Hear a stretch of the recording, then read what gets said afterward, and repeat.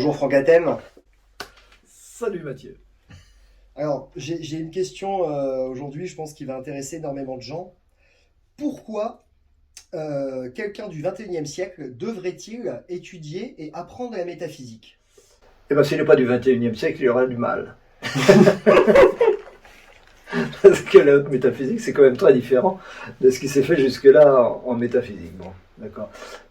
Bah, la métaphysique, à quoi ça peut servir? Ça sert à aller bien quand tout va mal.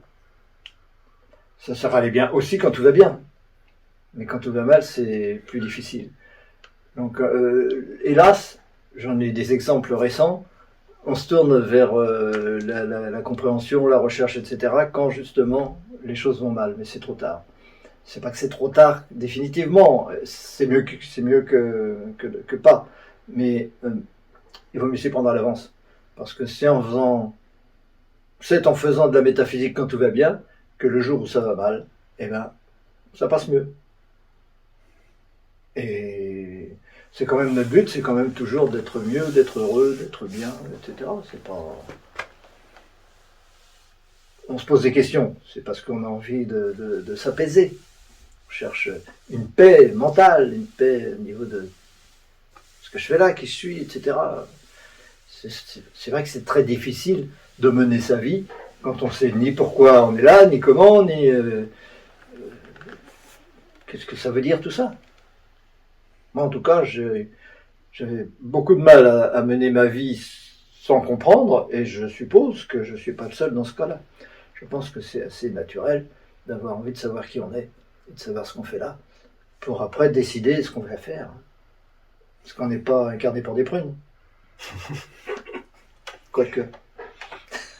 Les prunes, c'est pas mal non plus.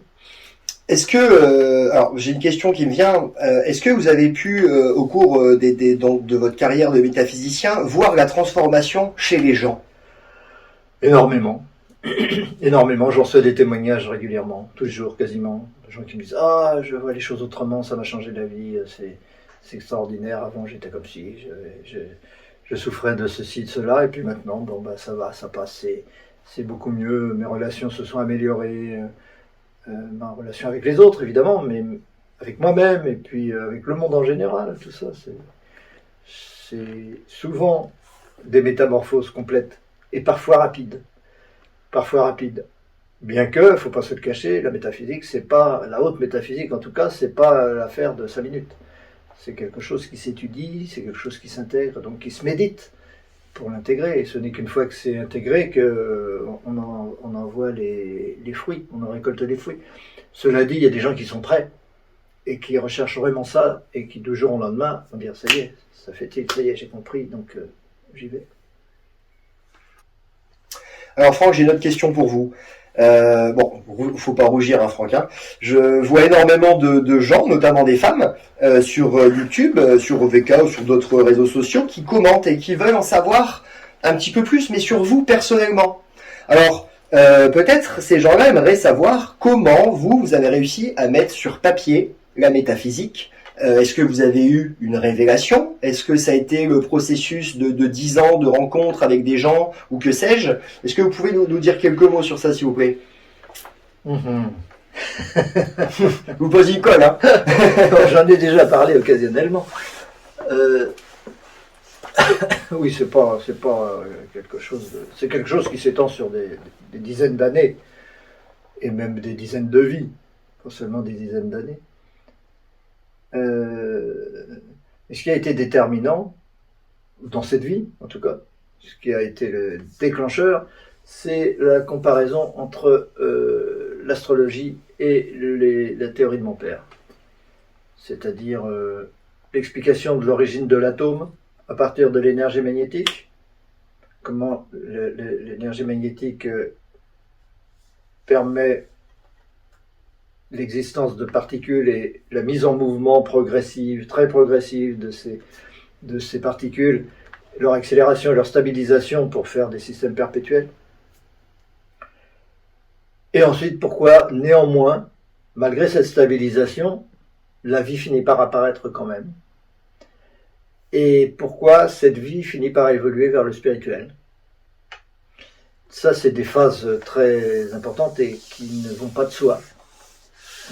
Ça ne va pas de soi que de la matière naisse la vie. Ça ne va pas de soi que de la vie naisse la spiritualité. Et ça ne va surtout pas de soi que de l'énergie naisse la matière. Et pourtant, c'est ce qui était parfaitement clair d'après ces travaux. Et donc, ces différentes phases, à l'époque où j'étudiais l'astrologie, et même au-delà, j'ai fait le lien entre les cycles qu'on trouve dans l'astrologie, les cycles des signes, des maisons, des éléments, tous ces rythmes qu'on trouve dans l'astrologie, qui sont tous les mêmes. Ils ont tous les mêmes rythmes, ils ont tous les mêmes symboles, et ces symboles, on peut les plaquer sans aucune hésitation sur les différentes phases de la création de l'univers. Et je me suis dit, bon bah, c'est bon signe. C'est une confirmation avec une science qui est la plus ancienne de l'histoire de l'humanité, avec la géomancie. L'astrologie, ça a 50 000 ans, semble-t-il, même s'il n'y a pas beaucoup de traces de cette époque-là. Cette astrologie, qui est la plus ancienne des sciences, et qui a tenu bon jusqu'aujourd'hui, parce qu'on n'a pas changé les signes spécialement depuis cette époque. Donc il y a quelque chose de vrai, évidemment. On ne va pas s'imaginer que ce qui transcende les générations depuis des milliers d'années serait faux. Ça n'a pas de sens. Pour moi, ça n'a pas de sens.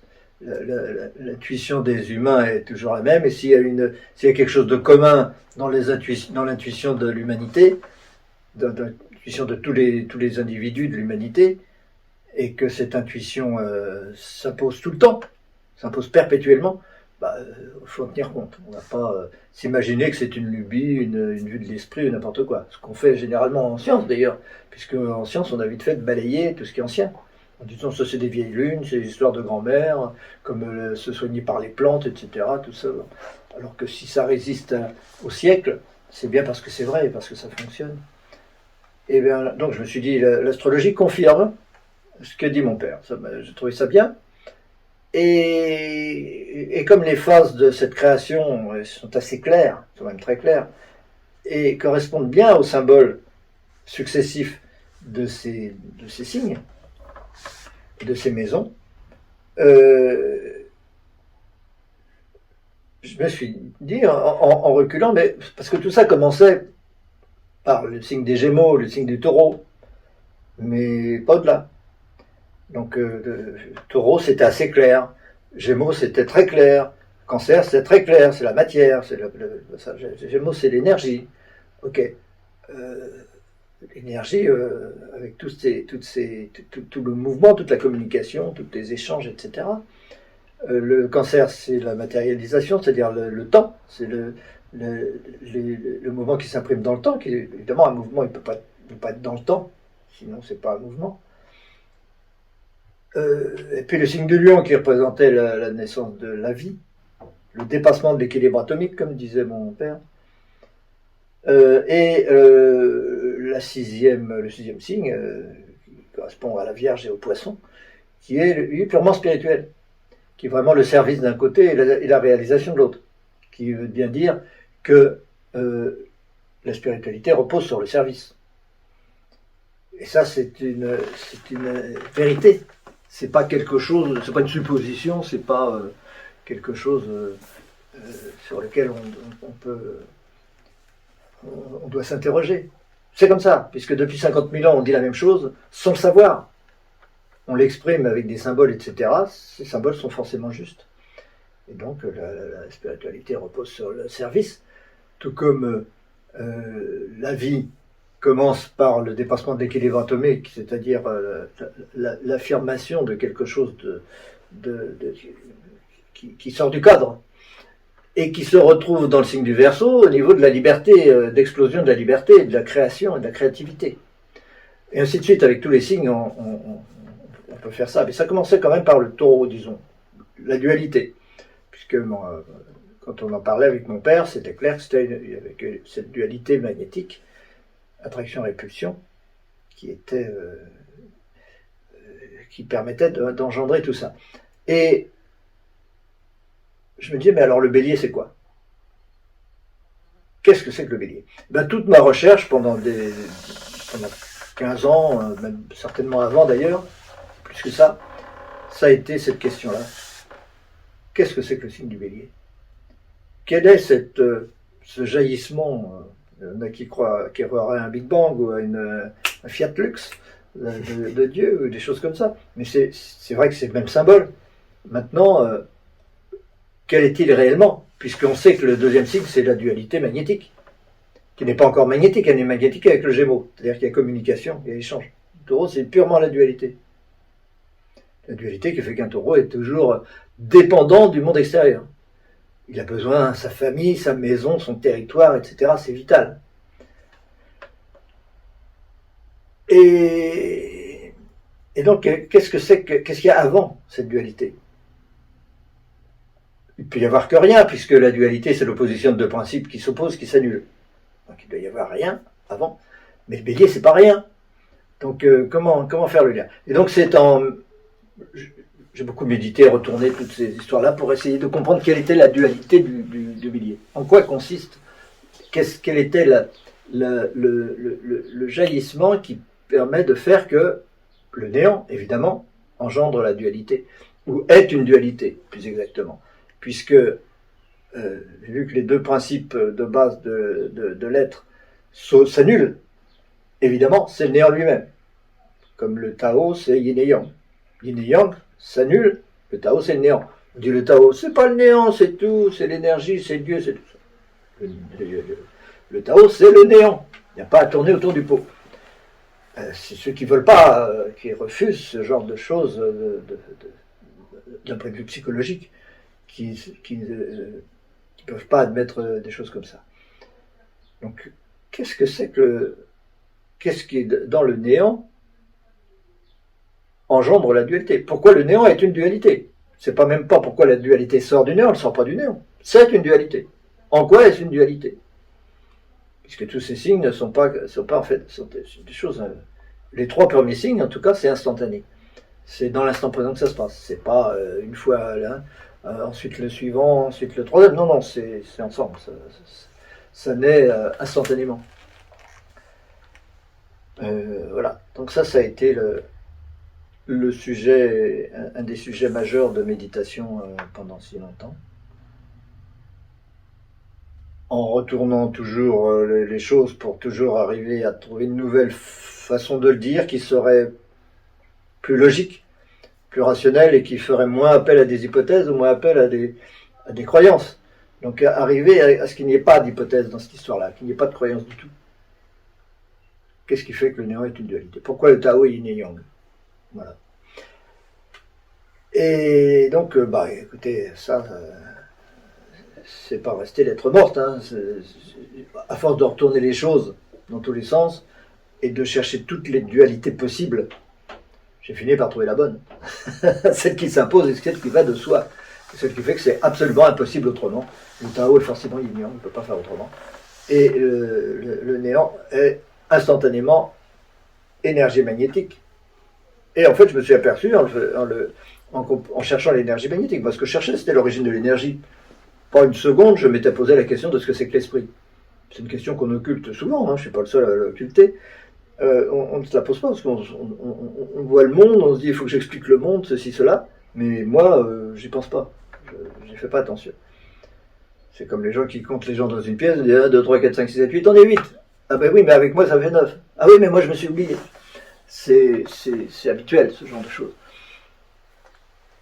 Donc, voilà, arriver à comprendre quelle est la source de cela, de cette énergie, m'a amené à comprendre qu'en fait, c'était pas l'énergie qui était première, c'est l'esprit. C'est l'esprit. C'est la conscience qui est première. Et la conscience n'est pas tout l'esprit. La conscience, c'est un aspect de l'esprit. Mais c'est ça qui est le néant. La dualité que j'ai discernée dans ce néant à force de méditer dessus, la bonne, c'est en fait ce qui caractérise l'esprit. Et c'est pas c'est pas la question de d'écrire ça, de l'expliquer. C'est simplement de dire un peu comment on en est venu là. Et effectivement, ça a été une grande illumination, bien sûr. Mais c'était certainement pas non plus la première fois que j'approchais la solution. Oui, parce qu'aujourd'hui, toutes les réponses sont dans les modules de l'université de haute métaphysique. Oui, une université francophone de haute métaphysique.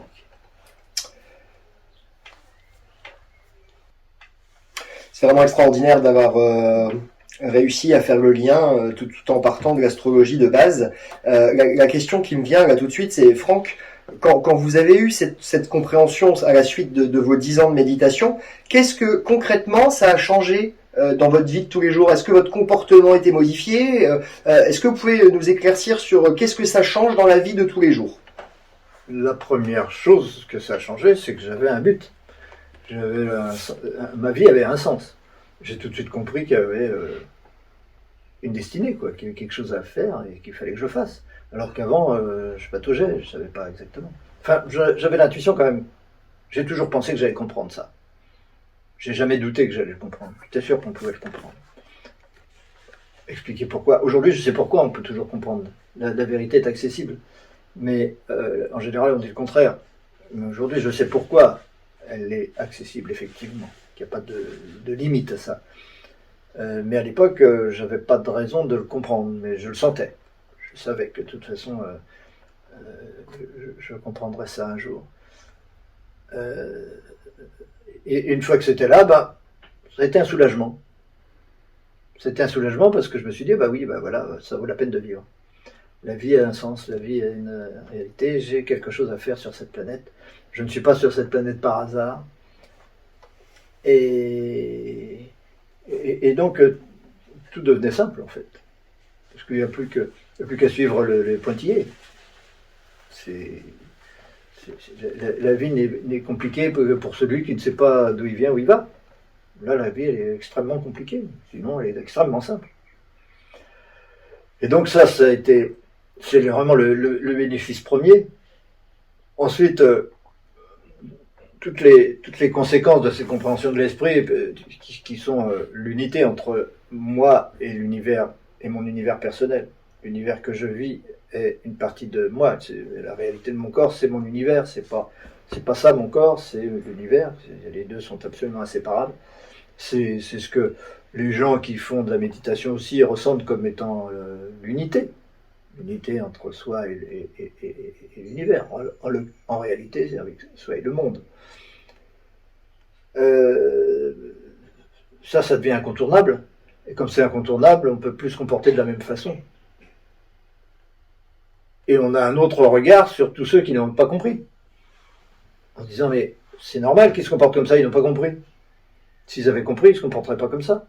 Ils n'exploiteraient pas les animaux, ils n'exploiteraient pas la planète, ils ne se sentiraient pas en concurrence les uns avec les autres, ils ne seraient pas toujours en train de se culpabiliser pour leur passé ou pour autre chose. Ça change tout. Évidemment, ça change tout. Parce que tout prend un sens. Tout est éclairé. Tout ce qu'on a vécu avant, on sait que c'était nécessaire pour arriver là où on est.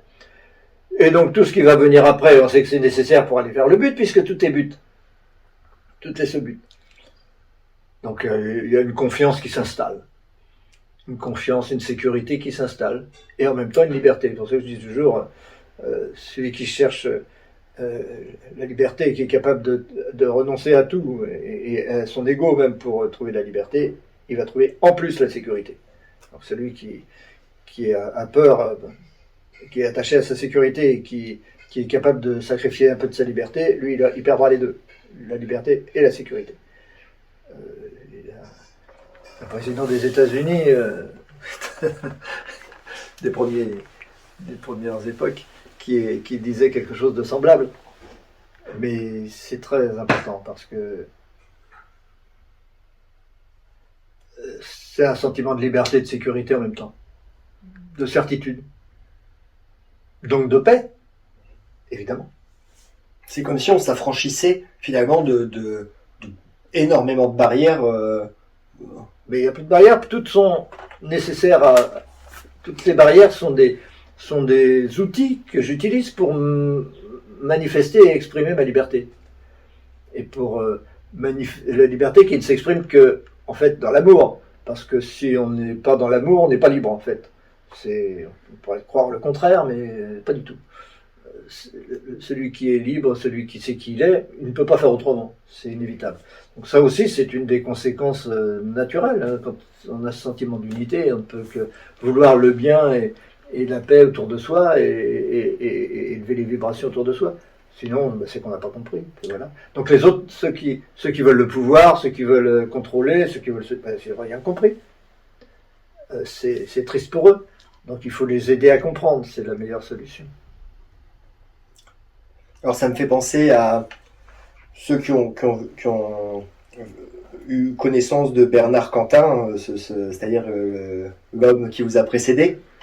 Il disait déjà il y a 50 ans, est-ce que la métaphysique sera le pont entre la science, bon à l'époque il disait la religion, aujourd'hui j'ai plus envie de vous demander, est-ce que la métaphysique aujourd'hui est devenue le pont entre la philosophie et la science? La science et la spiritualité, on dit souvent. Mais ça a toujours eu vocation à l'être.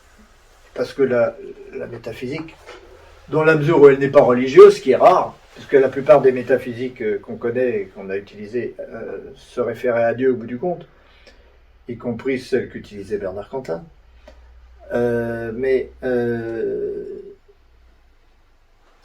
C'est la science elle-même.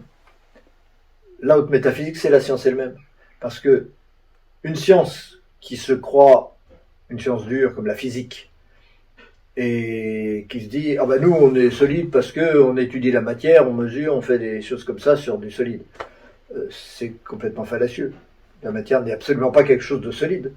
La matière c'est intérieur à la conscience, c'est intérieur à l'esprit. Et donc s'imaginer qu'on va pouvoir isoler la matière de l'esprit ou de l'observateur et l'analyser, l'étudier, la comprendre en faisant abstraction de soi, abstraction de la connaissance de soi, c'est un leurre total. Et d'ailleurs, ça n'aboutit pas. Ça ne peut pas aboutir. Ça n'a jamais abouti. Et on peut prendre le pari que si la science continue, la science physique, parce que c'est celle qui s'approprie la scientificité, c'est la physique. Même s'il y a d'autres disciplines qui se disent scientifiques. Mais pour moi, c'est pas du tout scientifique, puisque ça ne s'intéresse qu'à une partie du problème. Ça évacue soigneusement la conscience et l'observateur dans l'histoire, et donc ça ne peut pas aboutir. C'est vraiment c'est uniquement un problème psychologique. Confirmer que la matière existe. C'est ça le but de la physique. Confirmer que la matière existe. L'étudier jusqu'à ce qu'on trouve le grain de matière en se disant « Ah, ça y est, je tiens enfin le grain de matière ». Mais on ne trouve jamais le grain de matière, pas de grain de matière. Il y a des illusions qui sont purement spirituelles. Puisque c'est des illusions, c'est spirituel. Il y a des physiciens qui disent « L'univers est illusoire », mais ils se croient quand même physiciens. Il faudrait savoir. Ou bien c'est de l'illusion, et donc c'est de la conscience, et donc on n'est pas physicien. On est métaphysicien. Ou bien la matière est une réalité, mais dans ce cas-là, comment fait-on pour la connaître? Comment peut-on avoir une quelconque connaissance de la matière, et même savoir qu'elle existe, ou même en avoir conscience, si elle n'est pas dans la conscience? Ça n'a pas de sens. Et évidemment, elle est dans la conscience. Je ne peux pas avoir conscience de quelque chose qui ne soit pas dans ma conscience. Si j'ai conscience de vous, c'est parce que vous êtes dans ma conscience. Si vous étiez extérieur à la conscience, ma conscience s'arrêterait quelque part, vous seriez ailleurs, et entre les deux, il n'y aura aucun lien possible. Aucun. Vous n'existeriez pas pour moi. Donc je ne peux pas étudier la matière si elle existe. À partir du moment où j'étudie quelque chose, c'est que cette chose-là n'existe pas. C'est que cette chose-là est illusoire et dans la conscience. Alors ce qu'il faut comprendre, c'est pas la chose, ça n'a pas de sens. Il faut comprendre, c'est le processus d'illusion lui-même. Pourquoi ma conscience a cette forme-là maintenant? Mais pour comprendre pourquoi ma conscience a cette forme-là maintenant, il faut savoir ce que c'est que la conscience. Donc la seule question à se poser, c'est qu'est-ce que la conscience? Et c'est ça le signe du bélier. Qu'est-ce que soit? Qu'est-ce que le point de départ? Qu'est-ce que l'être? Qu'est-ce que le centre qui se croit au centre de l'infini? C'est quoi ça? Pourquoi il y a ça? Et une fois que j'ai compris ça, je comprends pourquoi c'est une forme de matière. Et après, il suffit de dérouler le fil Et on comprend comment les atomes se forment, etc. Il n'y a aucun problème, aucun doute, aucune hésitation possible. C'est extrêmement simple, mais il faut partir du bon point de départ. Et donc ce point de départ de la conscience est soigneusement évacué par la physique, parce que les chercheurs en général fonctionnent à partir de leur ego et non pas à partir de leur être. Et ça change tout. La métaphysique, ça a pour résultat immédiat de distinguer soi et sa personne. Franck, je ne suis pas Franck. Évidemment, je ne suis pas Franck. Je n'ai pas toujours été Franck, je ne serai pas toujours Franck. Franck, c'est un rôle provisoire qu'on joue pendant un certain temps. Que je joue pendant un certain temps. Puis après, je jouerai un autre rôle, bien sûr. Et ça, il y en a qui disent, oh, c'est des croyances, c'est des superstitions, etc. Mais pas du tout. C'est quelque chose qui se démontre absolument. Et une fois qu'on l'a démontré, on ne se pose plus la question, est-ce que la conscience est éternelle ou pas? Évidemment, elle l'est. Puisque le principe qui engendre l'illusion est absolument inévitable. Donc quand on a compris ça, on sait bien, l'illusion, c'est la conscience elle-même. On sait bien que la conscience est éternelle, puisque ce processus est inévitable. Il est absolument nécessaire, il est indispensable. On ne peut pas tourner autour du pot. Et donc, une fois qu'on a compris ça, on a compris qu'il n'y a pas d'ego. Et donc, c'est ce qui fait peur. Celui qui étudie la matière pour confirmer son ego, il n'acceptera jamais de remettre en cause la matière. Et en général, on le fait pour confirmer l'ego. Étudier la matière, faire du scientisme, faire du matérialisme, c'est uniquement une façon de se confirmer soi-même. Dire, moi, je suis cela, j'existe, je commence ici, je finis là, et puis voilà, je suis là, et puis tout ce qui est en dehors, c'est pas moi, et ainsi de suite. Et donc je vais en profiter un maximum, consommer ce monde qui est extérieur, au profit de cet ego, et ainsi de suite. Et évidemment, dans ce cas-là, on arrive à toutes ces réflexions, par exemple, de physiciens qui disent ah oui, mais c'est un problème parce qu'on fait partie de l'univers qu'on étudie, donc comment connaître l'univers objectivement, puisqu'on en fait partie. Et bon, il y a une chose à faire, renoncer à cette attitude-là, puisque justement, on fait, la personne, l'ego fait partie de l'univers, et donc c'est pas à l'ego de comprendre l'univers. Par contre, c'est à soi de comprendre l'univers, soit comprenant à la fois l'ego et l'univers qui va avec, qui est la conscience, puisque l'univers est dans la conscience. Donc, à partir du moment où on s'élève au niveau du soi, tout s'éclaire, et on peut comprendre. Et l'univers, dans sa forme atomique, les planètes, les étoiles, tout ce que vous voulez, la vie, la mort, et ainsi de suite, tout cela devient très très clair, mais à condition de s'élever, non pas au niveau psychologique, qui est celui du chercheur en général, mais au niveau spirituel, qui est celui du supramental, qui est celui de la connaissance de soi, et qui ne peut pas, qui ne souffre pas que l'on s'identifie à son corps.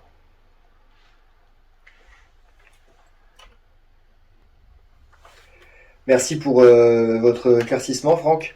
Je voudrais mettre à mal un conditionnement qui poursuit nombre d'entre nous. Les termes métaphysiques, néant, sont souvent perçus par les gens comme quelque chose qui n'est pas accessible pour eux. J'ai l'impression, en tout cas par rapport à ce que je vois sur Internet, que les gens ont l'impression que étudier la haute métaphysique est réservé à une élite, c'est réservé à ceux qui ont déjà étudié la physique avant. Alors que étudiant moi-même la métaphysique, la haute métaphysique, je peux affirmer que c'est totalement faux, mais est-ce que vous pouvez nous expliquer pourquoi il ne faut pas avoir peur des termes néant et des termes haute métaphysique, et est-ce accessible à tous? Évidemment, c'est accessible à tous, mais c'est tout à fait normal d'avoir peur de ça.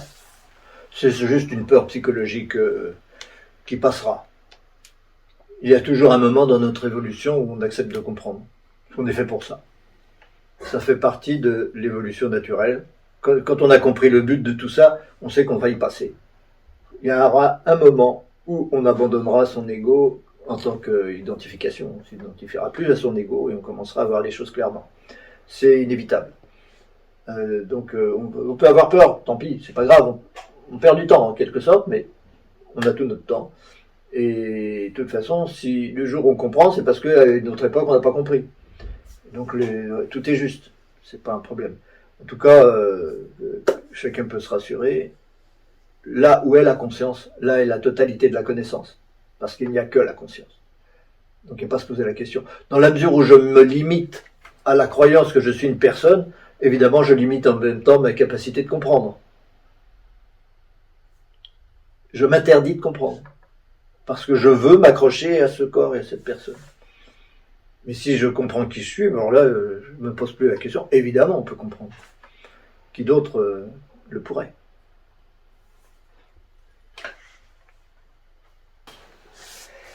Franck, je vous remercie énormément pour tout ce que vous nous avez dévoilé aujourd'hui. C'est une interview extrêmement rare parce qu'il y a pas de vidéo qui parle de ça sur internet de vous, hein, donc c'est vraiment de l'exclusif. Et j'aimerais terminer par une phrase de vous. Ce sont les imperfections qui font la perfection du monde. Je trouve cette phrase absolument magnifique et qui nous permet de, peu importe ce que nous avons fait dans le passé, qu'on le considère comme bien ou comme mal, là aujourd'hui on est dans l'instant présent et on sait que toutes ces imperfections font la perfection du tout. Ça nous permet de se sentir mieux. Merci Franck. Ben oui, et moi aussi je me sentais mieux grâce à ça, c'est vrai. Malgré toutes les imperfections de Franck. Pas les miennes.